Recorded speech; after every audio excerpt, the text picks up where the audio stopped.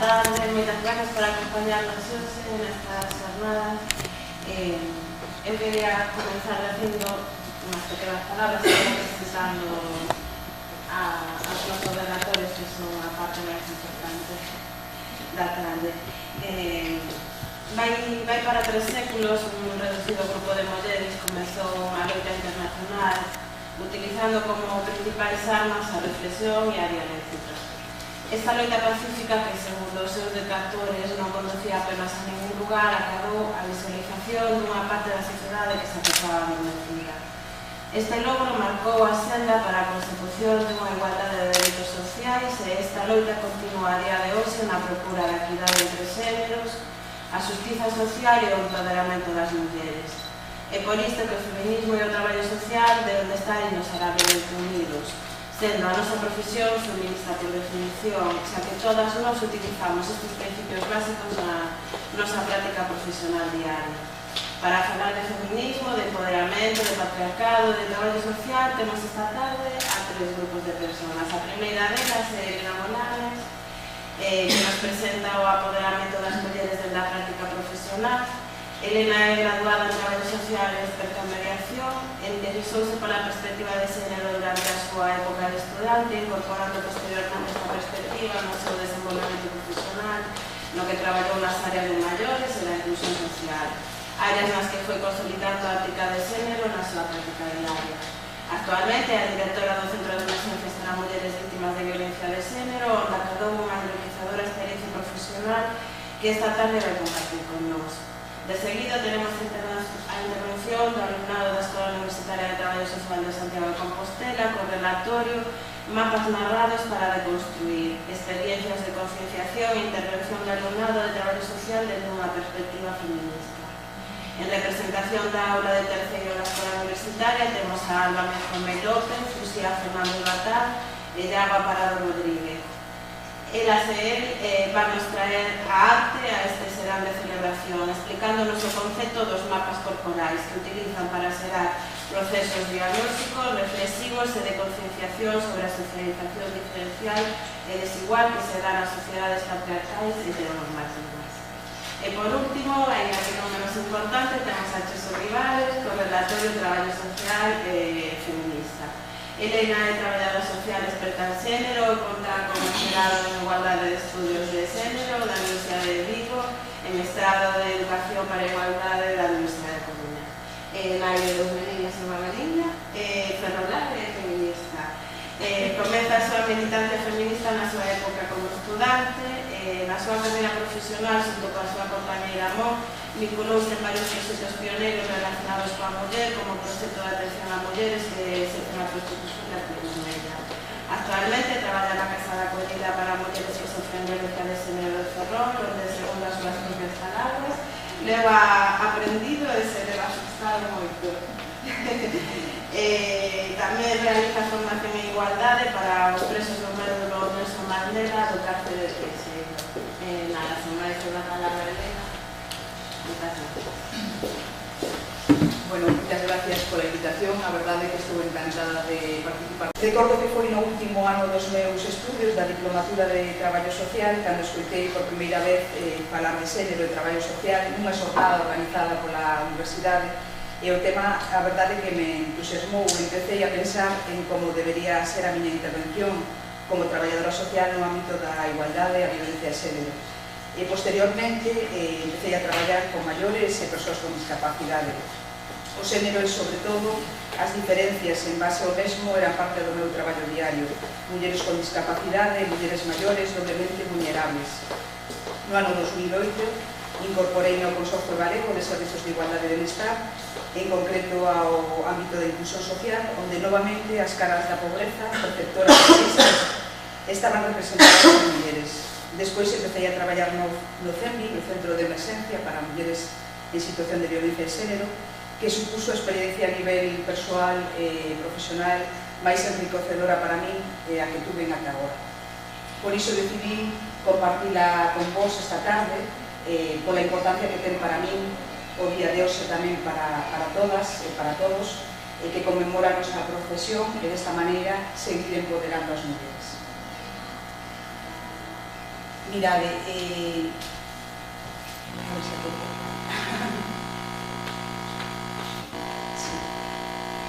se me escuta ben? Sin o micro. Prefiro para que non haya rebote.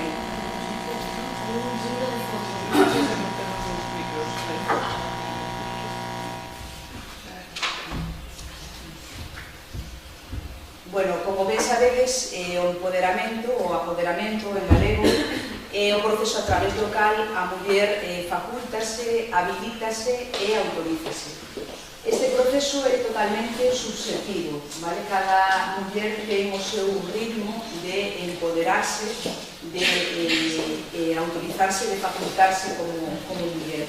Pero para isto temos que partir da base de que a nosa sociedade non está preparada. Vivimos nunha sociedade onde as mulleres temos que seguir loitando pola igualdade xunto cos homes, porque sin a participación deles sería imposible acadar a igualdade.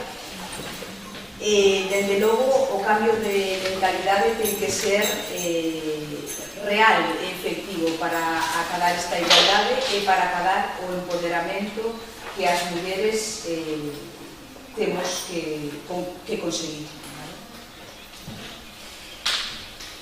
O que vos decía, en canto ao empoderamento das mulleres, cada muller ten o seu propio proceso. Eu traballo con mulleres víctimas de violencia de xénero, mulleres en situación de violencia de xénero, e o vemos claramente cando chegan ao centro de emergencias que cada unha está nun punto diferente. Todas ingresan no noso centro por unha situación de violencia de xénero, pero cada unha ten as súas propias vivencias, a súa propia educación e veñen de familias totalmente diferentes.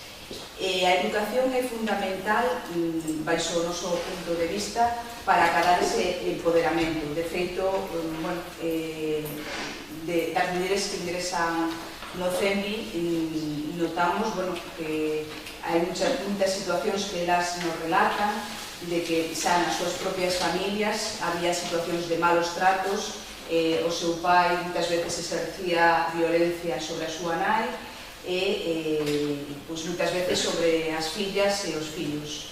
Esas situacións as foron vivindo elas como mulleres,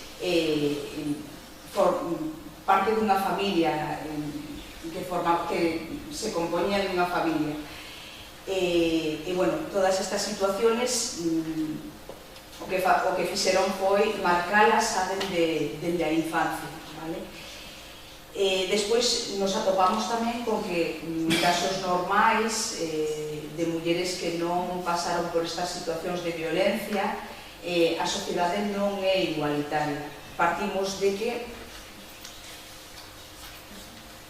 a violencia de xénero é a máis clara manifestación da desigualdade existente na nosa sociedade. A homes e as mulleres nos educan de maneira diferente, e ademais aos homes se lles enseña a inventar, a ser máis competitivos, e as mulleres se nos educa de outra maneira, nos cuidados, na atención á familia. Isto parte da base tradicional da estructura social que temos na nosa sociedade.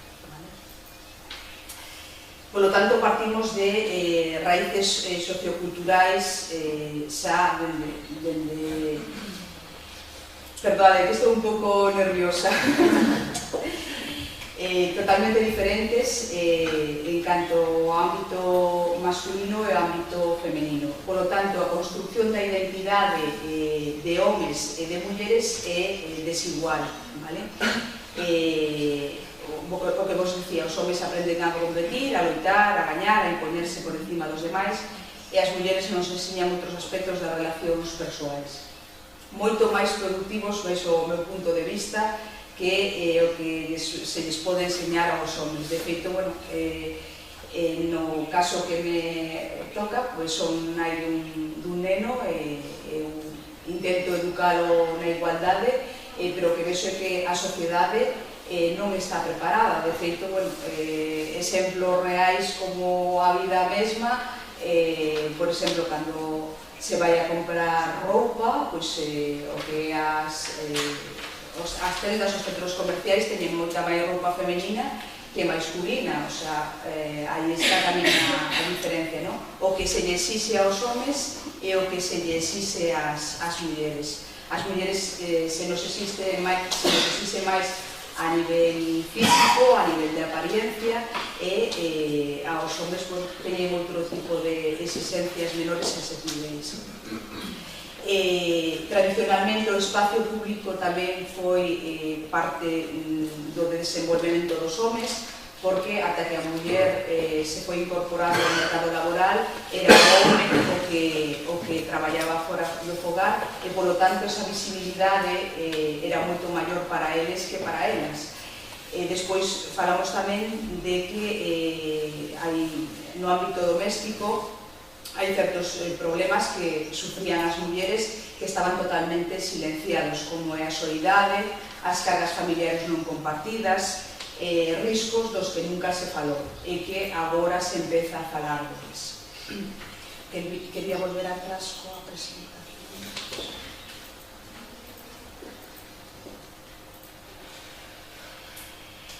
Desde a perspectiva feminista, o apoderamento é algo que sucede a cada quen.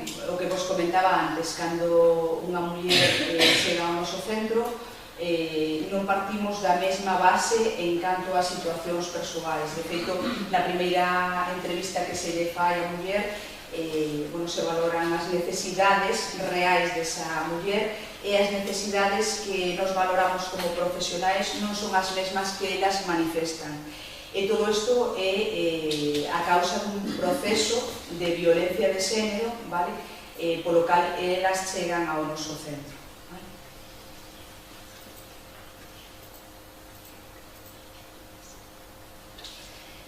Bueno, me imagino que oístedes falar da teoría do ciclo da violencia da antropóloga Leonor Walker.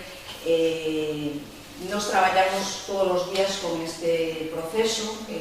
As persoas que traballades aquí con mulleres o vivides, eu coas mulleres coas que traballo tamén o manifestan. De feito, cando se fai a primeira entrevista con elas muitas veces chegan en estado de shock, porque este proceso, esta situación de violencia de xénero, o que fai é que elas non recorden moitas veces os últimos acontecementos vividos, e o mellor o que te relatan é o último acontecemento menos importante de todo o que foi o seu proceso de violencia. E pouco a pouco, a medida que van pasando os días e os meses, se van acordando de cousas de situacións moito máis graves que as que ao principio recordaban. De feito, esta situación nos genera moita impotencia, porque muitas veces as mulleres se les dice que teñen que denunciar nada máis chegar aos recursos, e iso para nós non é productivo, no sentido de que muitas veces esa denuncia require que elas recorden unha serie de situacións as cales non están preparadas para recordar. E, nese caso, o que se fai é que poidan recordar, que se asesoren, e se les dá toda a información, se les facilitan os medios para que elas poidan interpoñer a denuncia. Entón, todo o proceso que elas viviron de situación de violencia o relatan de maneira que,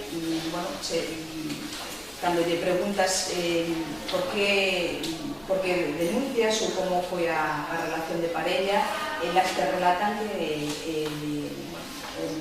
se deron de conta na maioría dos casos, se son mulleres con fillos, que a situación de violencia, os malos tratos comezaron ao inicio do embarazo ou cando xa foron máis. De feito, moitas delas centran a situación de violencia no feito de que cando foron máis se produciron os acontecementos violentos. Despois está a segunda fase de explosión ou aversión, onde se produce o feito violento ou agresión física ou psicolóxica, vale? Non ten por que ser física. Bueno, nesta situación, elas moitas veces interpoñen a denuncia ou non, ou piden axudas profesionales, e nos, como traballadoras sociais, moitas veces recibimos esa petición de axuda. Ven desde os servicios sociais, ven desde os centros de saúde, a traballadora social recibe esa petición de axuda. Que pasa despois, normalmente, no proceso de violencia? Volven a fase de calma ou lúa de mel, como se denomina, na calme o agresor di que vai a cambiar, que se vai a poñer a tratamento, elas se creen esta parte de cambio e moitas veces volven co agresor. Isto genera para as profesionais unha frustración e impotencia, porque todo o traballo que nos facemos para que esta muller salga adiante se pode vir para baixo da noite para mañá. Este proceso de violencia de xénero forma parte, o que vos comentaba, cando as mulleres chegan aos nosos despachos, ás nosas consultas, nós, como traballadoras sociais, intentamos empoderar a estas mulleres, facilitarles os recursos necesarios, cubrir as súas necesidades para que poidan romper con este proceso. E cando moitas veces as mulleres non están preparadas nun primeiro momento para romper con esta situación.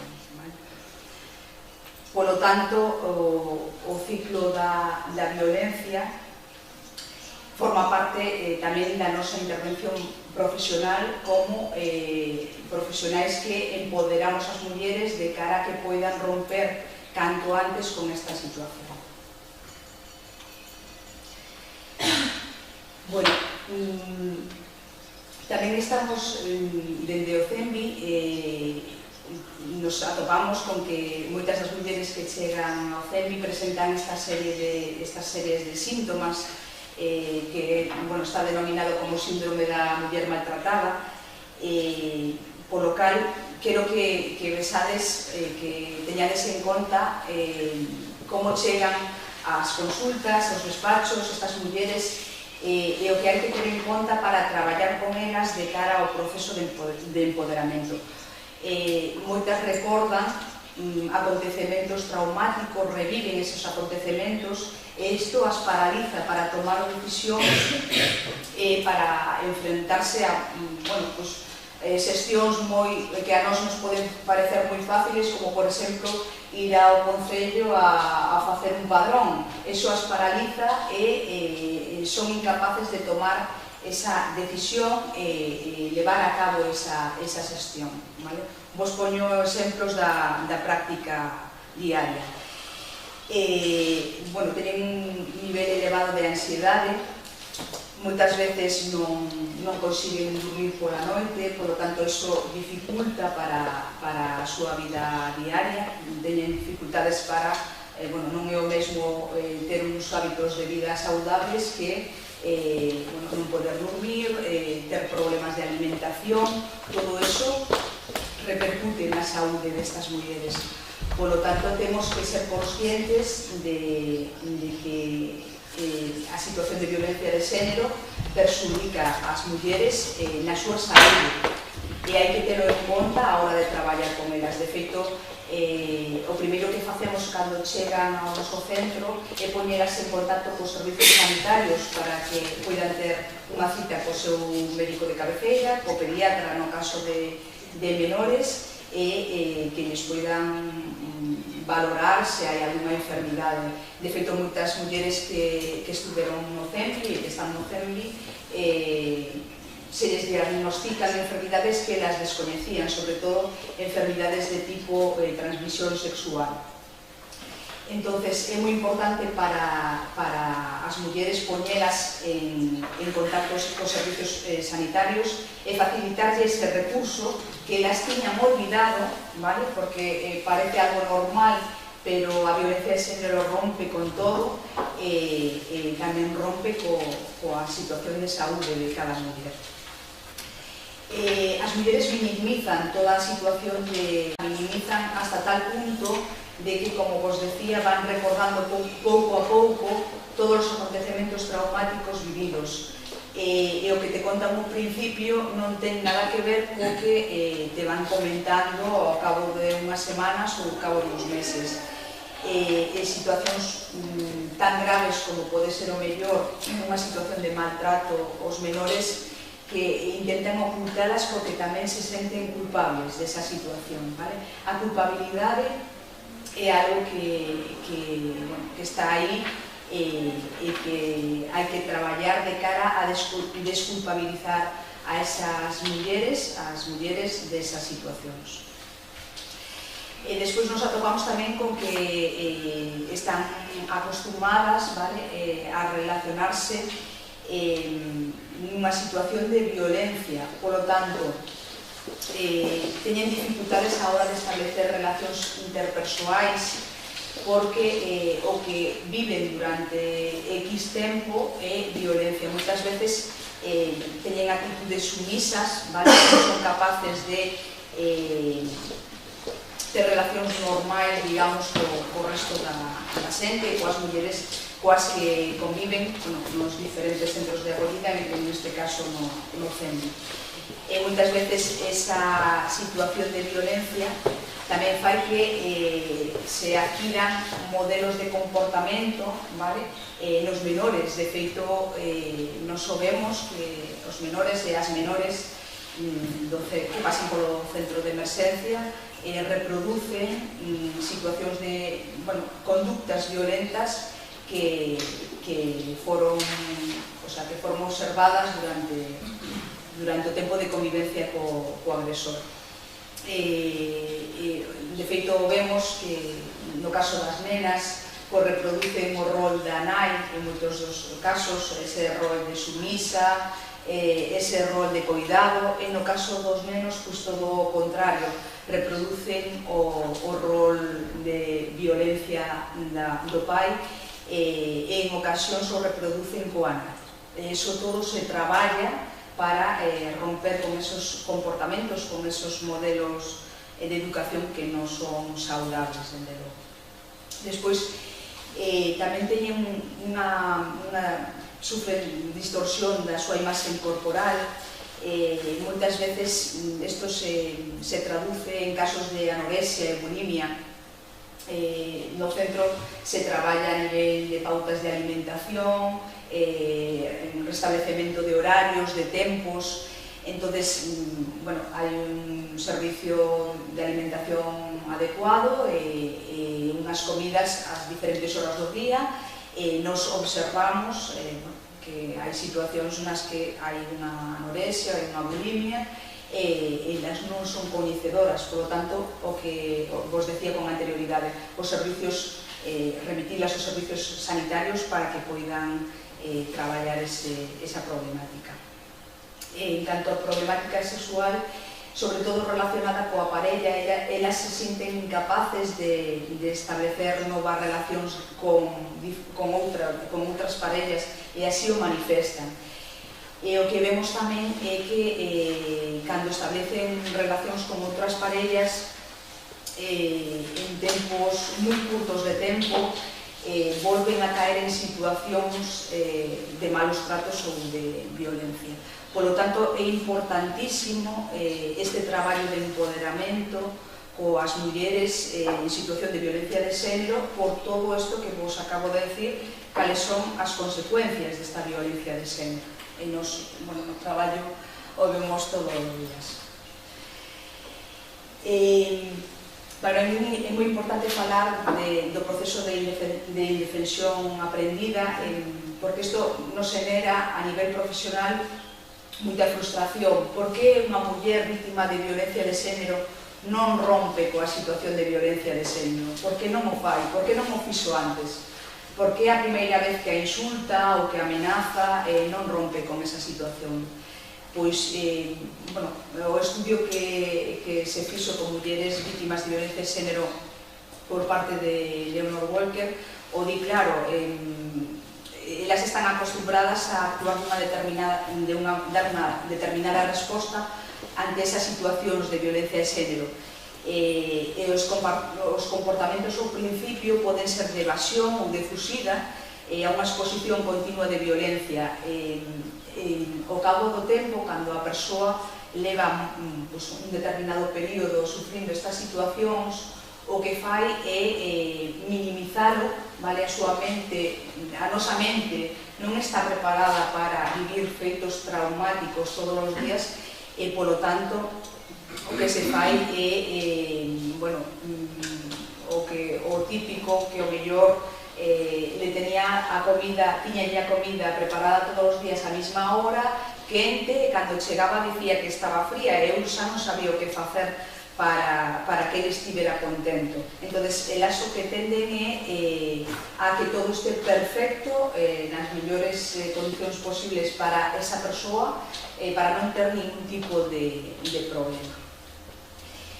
Entón, esta falta de motivación é o que fai que elas non se sean capaces de tomar a decisión de romper con esa situación de violencia de xénero. Esta situación produce un desgaste a nivel psicolóxico tremendo e por eso xenera esta falta de motivación. Elas non son capaces de salir adiante. Por iso, cando acuden ás nosas consultas, cando van aos servicios sociais, aos servicios sanitarios, o que piden é axuda para que nos lle digamos como teñen que facer, pero tampouco debemos de facer eso. O sea, nós non temos que ocupar a parte que ocupaba o agresor. Elas queren que as dirixan na súa vida, pero non é así. Nos temos que darlle os recursos necesarios para que elas poidan tomar a decisión e sair de aí no seu momento e o seu tempo. De feito, moitas das mulleres que ingresan no noso centro, que son obrigadas, entre comillas, a romper con esa situación por parte de forzas e corpos de seguridade, servicios sociais e demais, volven outra vez a situación coa parella, porque non é o seu momento. Cada muller ten o seu momento para romper con esa situación.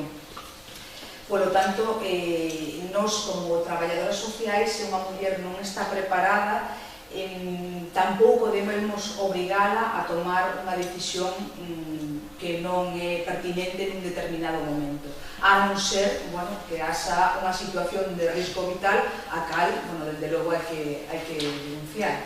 De feito, agora mesmo temos un caso no centro que me preocupa moitísimo, que xa se informou a Fiscalía por a situación da muller, porque unha muller con un problema a nivel psiquiátrico, que aparte de non recoñecer a situación de violencia de xénero vivida, a oculta completamente, ainda vendo parte de lesións e demais, unha situación terrible, porque sabemos que vai volver con ese agresor, por lo tanto, non podemos saber que o que vai a pasar despois.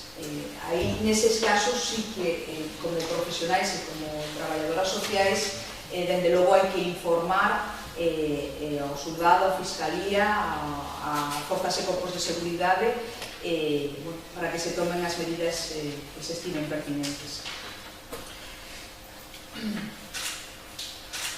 En canto á normativa, a nivel... sabedes que agora, coas medidas do Pacto de Estado, Galicia e todas as comunidades autónomas van a recibir uns cartos a nivel para executar medidas para a igualdade. A normativa que regula o noso centro é a normativa do Pacto de Estado, a lei estatal e a lei galega contra a violencia de xénero. Por que vos falo desto? Porque a violencia de xénero a nivel galego abrangue diferentes tipos de violencia de xénero, non só a violencia de xénero exercida pola parella ou exparella, senón vítimas de trata, vítimas de explotación sexual, mulleres vítimas de violencia por parte de familiares varóns que tamén ingresan no noso centro por parte do pai, que moitas veces é o maltratador da nai. Me estou acordando agora nun caso en concreto, e que a nai non quere denunciar, entonces ingresa a filla. A situación de violencia de xénero non soamente abrangue a relación de parella. E todas estas medidas o que pretenden é alcanzar unha atención integral ás mulleres en situación de violencia de xénero e que con estes recursos, este apoio profesional, se poida empoderalas para que rompan coa mesma. O Centro de Emerxencia para Mulleres en Situación de Violencia de Xénero pertence á Rede Galega de Acollemento, no que ademais do CEMBI pertence tamén a Casa de Acollida de Ferrol, os diferentes centros de acollida de Galicia que están regulados nesta lei. Para min é moi importante falar de coordinación a nivel institucional e no caso concreto de situacións de violencia de xénero é fundamental.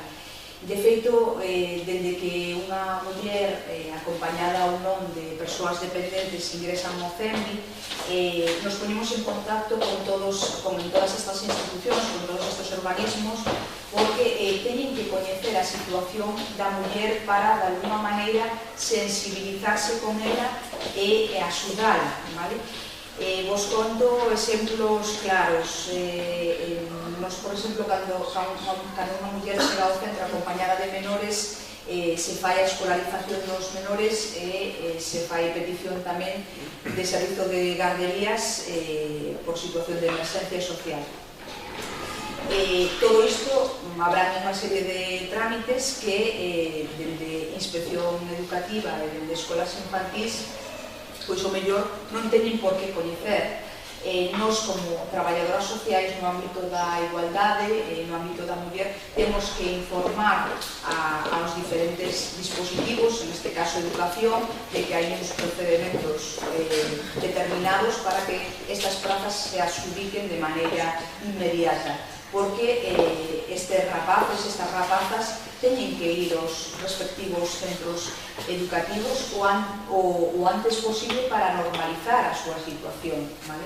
Eso, tanto mulleres que ingresan nun centro de acollida como mulleres que cambian de domicilio ou mulleres que non cambian de domicilio e que no centro educativo dos seus fillos e das súas fillas se debería coñecer esa situación, porque o mellor os profesores, as profesoras poden axudar a eses rapaces dunha determinada maneira, con un apoio educativo, con un reforzo ou, bueno, a nivel psicopedagóxico. No ámbito sanitario, igual, moitas veces nos atopamos co que o médico de cabeceira, o pediatra, está hasta arriba de xente e, bueno, non ten unha atención, digamos, moito máis detallada ou moito máis parada con esa muller. Nos, como traballadoras sociais, que deberíamos, sempre cando a muller consinta, dende logo, o consentimento da muller, falar con ese profesional, con esa profesional, para que poida ter unha atención un pouco máis profunda en estas situacións, ou incluso facer un acompañamento á muller se ela nese momento non se ve con forzas de acudir aos servizos sanitarios para que ela manifeste o que necesita. No ámbito policial, igual, nos estamos en contacto directo con forzas e corpos de seguridade que levan moitas veces o seguimento das órdenes de protección das mulleres en situación de violencia e as forzas e corpos de seguridade están super sensibilizados neste tipo de casos, pero tamén teñen que ser coñecedores da situación. No ámbito xurídico, vos podo falar de cando a muller interpón a denuncia. Agora, como sabedes, se crearon unhas quendas de garda a nivel psicolóxico, a parte de atención, a parte de abogado de oficio, se solicita atención psicolóxica xa no momento da denuncia a muller, bueno, para que este acompañada e para que saiba o que vai a vir en cada momento do proceso, porque as mulleres o que manifestan é que esta situación lles genera muitísima incertidumbre, o sea, o non saber que vai a pasar despois, lles genera muitísima incertidumbre, polo tanto a información é fundamental para elas, saber o que vai a pasar en cada momento e que polo menos teñan unha relativa tranquilidade sobre que van a estar acompañadas, que se lles vai a escoitar, que van a ter o tempo necesario para contar o que lles ocurriu.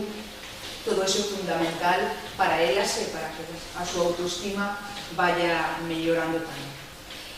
E dende o ámbito social, nos atopamos tamén en situacións de que moitas veces había intervención por parte dos servicios sociais do Concello de Orixe a través do programa de educación familiar ou incluso do propio servicio de menores que descoñecían esa situación de violencia xénero.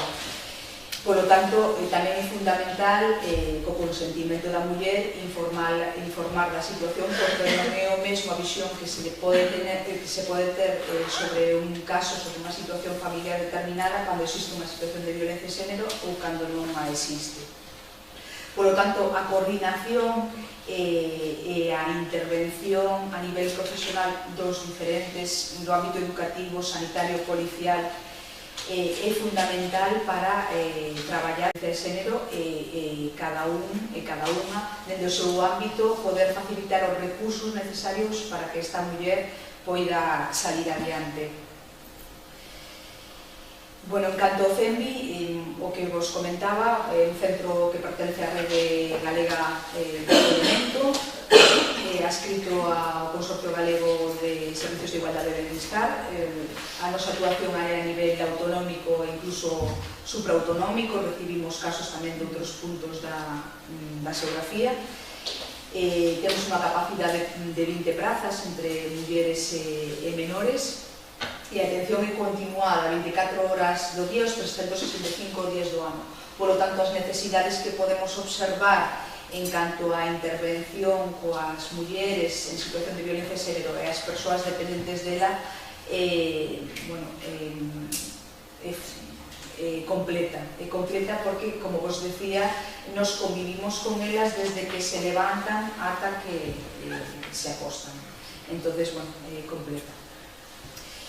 Se fai atención tanto ás mulleres vítimas de violencia de xénero como ás persoas que ingresan acompañándolas, que moitas veces son as súas fillas e os seus fillos menores de idade ou as súas nais. Xa temos tido casos de mulleres que veñen acompañadas das súas nais e que a intervención a todos os niveis se fai con ambas, tamén cos menores, porque eles e elas tamén son vítimas da violencia de xénero e tamén precisan un proceso de empoderamento para salir adiante e para mellorar a súa calidade de vida. Quería poñervos o CEMI como modelo de empoderamento porque proteger, ofrecer seguridade ás mulleres e inmediatez, sobre todo inmediatez na resolución das súas necesidades é fundamental para que elas se sintan mellor despois de pasar por esta situación e que poidan tomar as decisións que vayan a tomar de maneira reflexiva. Proporcionar o apoio profesional que precisen en cada momento a nivel xurídico, a nivel social, a nivel educativo, a todos os niveis é fundamental. Por iso tamén a coordinación entre os diferentes dispositivos. Dende logo, visibilizar o problema da violencia de xénero, que non é algo que non exista, porque moitas persoas creen que, bueno, son cousas do pasado e non é así. Vivimos aínda nunha sociedade na que a igualdade non está alcanzada e, polo tanto, seguir visibilizando este problema quere decir que existe e que as consecuencias, como vimos con anterioridade, na saúde das mulleres en todos os ámbitos en xerais son terribles. e sobre todo a adquisición de independencia e autonomía. Como vos decía, nós como profesionais non podemos dirixir as mulleres, temos que facilitar os recursos para que elas poidan tomar as decisións necesarias en un momento dado. Podemos ofrecer consellos, podemos orientar, podemos facilitar os recursos, pero nunca dirixir, que é o que elas esperan de nós despois de ter pasado por todo este proceso. Entonces, bueno, muitas veces as decisións que toman baixo o noso punto de vista o mellor personal ou profesional son erróneas, pero muitas veces nós como persoas tomamos decisións erróneas, nos equivocamos e volvemos a aprender, pois é parte do proceso de empoderamento. Dende logo, con todo este proceso, o que conseguimos é reducir a tensión e a sintomatoloxía provocada por esa situación de violencia de xénero que viviron, iniciar a construción da demanda da muller ou das persoas que a acompañan, porque moitas veces non saben o que queren, non saben por onde tirar, non saben o que van facer, e, bueno, moitas veces centralas na realidade para elas é fundamental, decirle, bueno, pues, que formación tes, a que podes, por exemplo, no ámbito do emprego, que formación tes, a onde podes ir, pois o mellor hai que levar a cabo unhas competencias previas antes de poñerte a traballar. Todo iso forma parte da nosa labor profesional, valorar e orientar a muller de cara ao camiño adecuado.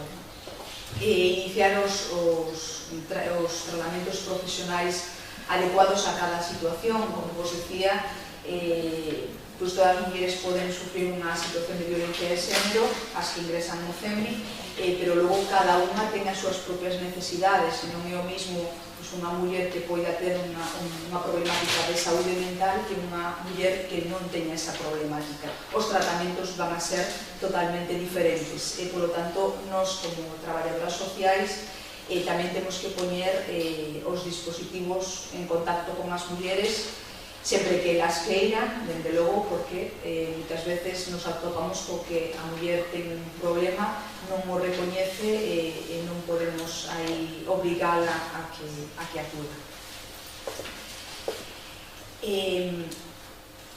Como vos dicía, no CEMI ingresan mulleres maiores de idade, vítimas de violencia de xénero e persoas dependentes delas que, na maior parte dos casos, son menores ou persoas maiores de idade que as acompañan, na maioría dos casos, as súas nais, que moitas veces carecen de recursos económicos, vale? Porque dependían a maior parte dos casos do agresor a nivel económico, porque el non lles permitía ben traballar, non lles permitía formarse,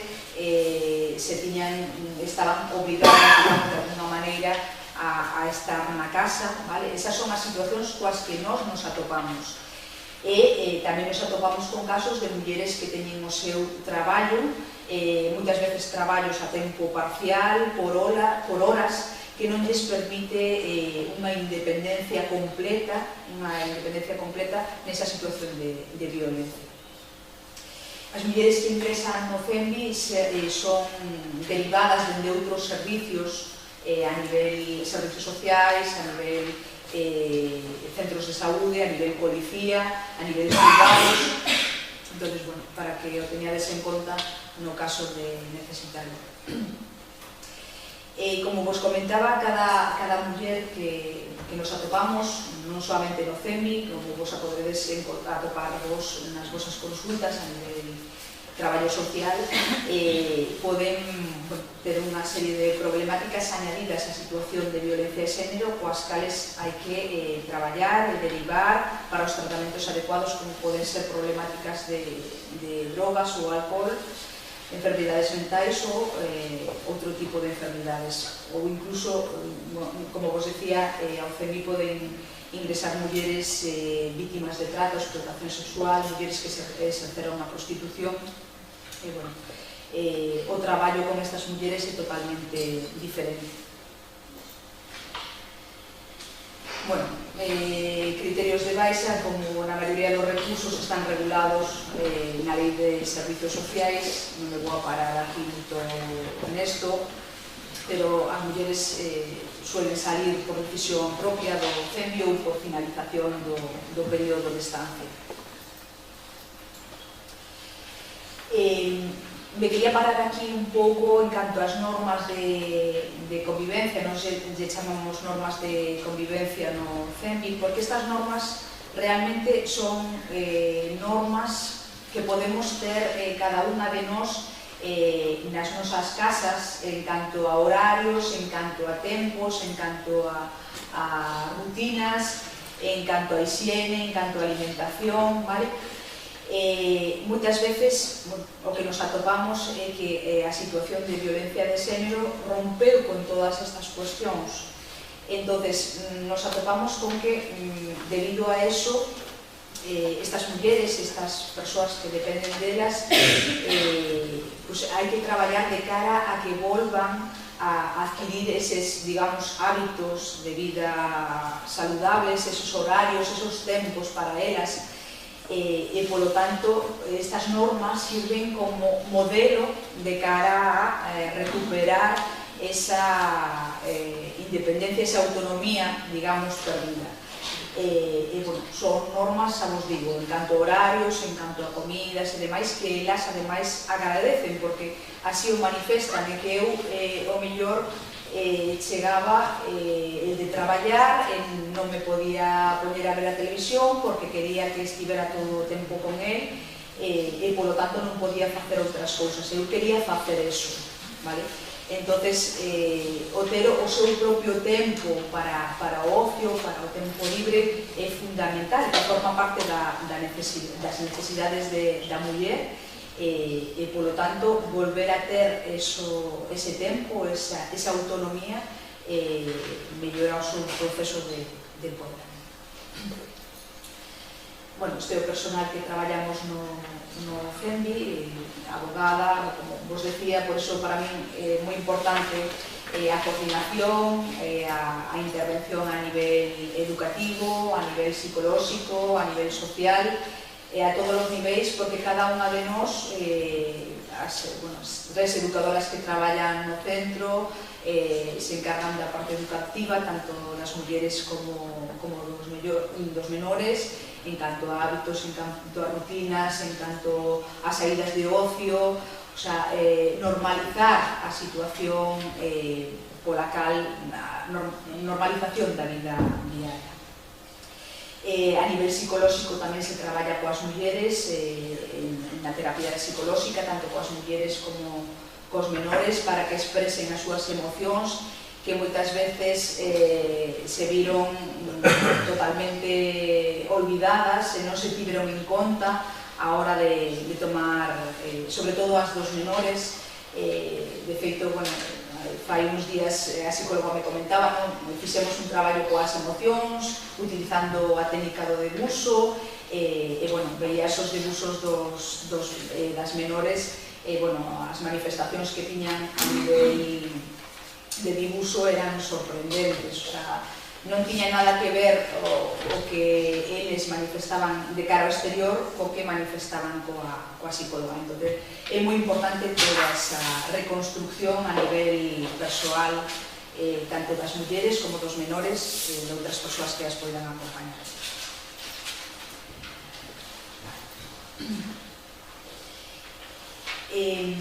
Bueno, aquí vos puse un poquinho de datos do ano 2018, en canto para que vexades un pouco os trámites e as xestións que máis interesaron as mulleres ou as que máis se repetiron durante o ano 2018. Dende logo os trámites judiciais urxentes, orden de protección, a tramitación da xustiza gratuita, recollida de enseres, porque cando cambian de domicilio, non solamente cando se trasladan a un centro de acollida, senón porque hai algún cambio de domicilio e non contan con recursos propios, económicos propios, pois nos temos que facilitarles esa recollida de seres que para elas esas cousas forman parte da súa vida, forman parte dos seus recordos e son importantísimas para a súa identidade como persoa. Despois outros trámites como poden ser policiais de estranxería, mulleres que se atopan en situación irregular, a regularización é fundamental a hora de que poidan adquirir unha serie de dereitos, unha serie de permisos e que poidan traballar. Escolarización de menores, como vos comentei con anterioridade, atención sanitaria de urgencia, embarazos, tramitacións ante organismos, orientación para a búsqueda de emprego, como vos dicía, moitas veces non é a búsqueda de emprego sí, senón a capacitación. Moitas veces a muller non está preparada para traballar nese momento na que nos atendemos e necesita unha capacitación previa, formación e moitas veces traballo de autoestima, porque elas mismas te dicen que eu non me veo nestes momentos para traballar. É un proceso tamén de empoderamento. Apoio psicolóxico, como vos decía, é fundamental e todo o que son a estruturación do tempo, alimentación, higiene, volver aos hábitos rutinarios, os hábitos de vida saudables tamén é fundamental. Isto sempre me gusta poñelo porque moita xente pensa que a maioría das mulleres en situación de violencia de xénero son mulleres estranxeiras, son mulleres con unhas determinadas idades, son mulleres con unhas determinadas características e non existe un perfil de víctima de violencia de xénero. De feito, no CENVI a maior parte das mulleres que recibimos son españolas con idades entre os 31 e 35 anos, son mulleres jóvenes e como vos decía, son mulleres que en un momento determinado tiñan a súa vida, tiñan a súa independencia e ao sufrir esta situación pasaron a depender completamente desta persoa que lles arruinou e así o manifestan a vida. E, por lo tanto, este proceso de empoderamento que se realiza dentro do CENVI é dende o inicio da identidade como persoas. E, no ano 2018 coincidiu que a maioría das mulleres que ingresaron no CENVI, casi a mitade, foron mulleres solas que viñeron sin acompañamento por parte de menores ou persoas maiores. Me gustaría poner, non sei se é posible, sí, o mellor coñecedes este vídeo, pero me gustaría poñérvolo porque para min representa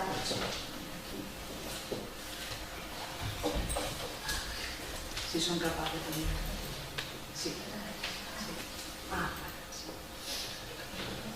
Está, vale. Para min o traballo na igualdade é fundamental e a educación en igualdade é fundamental. De feito, se non traballamos de cara a igualdade, se non partimos da base de que estamos nunha sociedade na que aínda existen moitas diferencias en canto os homes e as mulleres, dende o traballo social non temos unha visión feminista, vale? Entón, para min é fundamental esa educación en igualdade e, polo tanto, concienciar xa non só desde o noso ámbito profesional de cara a igualdade, senón nas nosas vidas personais, no noso ámbito é fundamental. De feito, cando empecé a traballar en isto, me daba todos os días golpes contra as paredes porque toda a xente decía no, porque isto non é así, porque ti eres unha feminista, porque eso non, a realidade non é esta e a realidade sí que é esta. O sea, estamos nunha sociedade na que aínda a igualdade está por conseguir, polo tanto temos que seguir traballando na igualdade e a desigualdade xenera consecuencias moi graves como son a violencia de xénero no todo o seu ámbito, no todos os seus aspectos, consecuencias, como vos ensinei, a nivel de saúde moi importantes para as mulleres que lles impiden o desenvolvemento como persoa. Por lo tanto, o traballo en igualdade no noso ámbito é fundamental. Por iso vos quero poñer este vídeo que o mellor algunha de vos coñecedes, que, bueno, despois, se queredes, o comentamos un poquinho.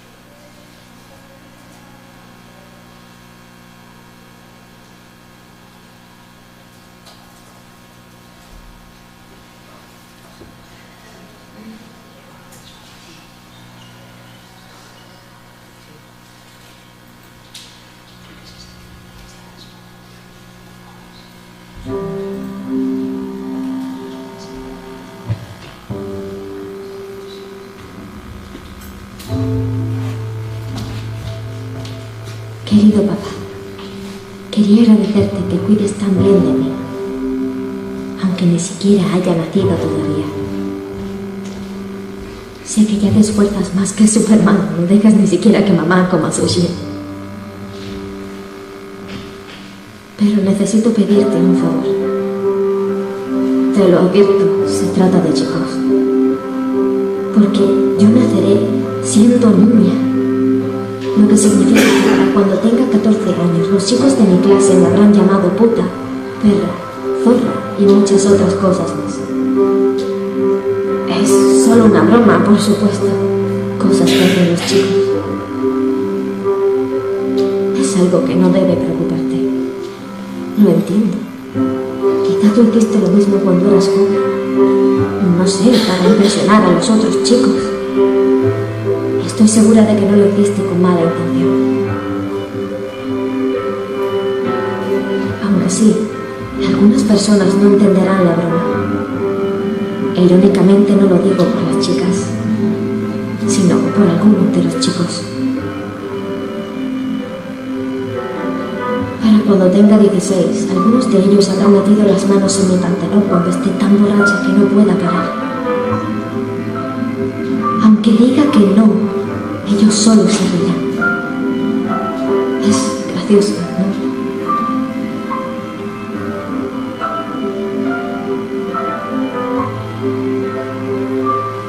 Si me vieras, papá, qué vergüenza. Estoy tan borracha.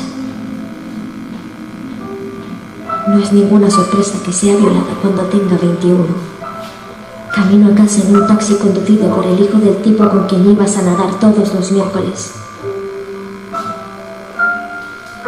El tipo que siempre decía bromas groseras. Pero, por supuesto, solo eran bromas, así que te reías. Si hubiese sabido que su hijo me violaría, le habrías dicho que se controlara. Pero ¿cómo ibas a saberlo? Solo era un niño, él no yo.